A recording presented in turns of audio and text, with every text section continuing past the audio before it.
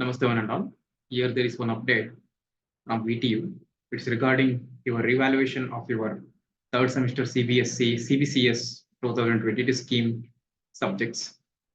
ಇದು ಯಾವಾಗಿಂದ ಸ್ಟಾರ್ಟ್ ಆಗುತ್ತೆ ಅಂದ್ರೆ 8th May 2024 ಇಂದ ಸ್ಟಾರ್ಟ್ ಆಗಿ 11th May 2024 ಗೆ ಸ್ಟಾಪ್ ಆಗುತ್ತೆ. ಅಂದ್ರೆ ವೆಡ್ನೆಸ್ಡೇ ಸ್ಟಾರ್ಟ್ ಆಗುತ್ತೆ ಅಪ್ಲಿಕೇಶನ್ ರಿವ್ಯಾಲ್ಯೂಯೇಷನ್ಗೆ ಅಪ್ಲಿಕೇಶನ್ ಫೀಸ್ ಸ್ಟಾರ್ಟ್ ಆಗುತ್ತೆ. ಸೊ ಅಪ್ಲೈ ಮಾಡಿ. ಯಾರೆಲ್ಲ ಫೇಲ್ ಆಗಿದೆ subject, sometime it is a chance to get a passing marks. So that's why please apply for revaluation. So take care of it. And then submission of revaluation of answer scripts application with penalty, 500 rupees penalty ಇರುತ್ತೆ 13 ರಿಂದ 14ನೇ ತಾರೀಕು May 2024 ವರೆಗೆ. So please 8 ಇಂದ 8ನೇ ತಾರೀಕಿಂದ 11ನೇ ತಾರೀಕು ಒಳಗಡೆ apply ಮಾಡ್ಲಿಕ್ಕೆ try ಮಾಡಿ.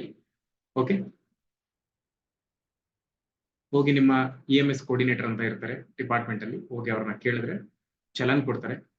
ಪೇ ಮಾಡಿ ನೀವೇನ್ ಮಾಡ್ಬೋದು,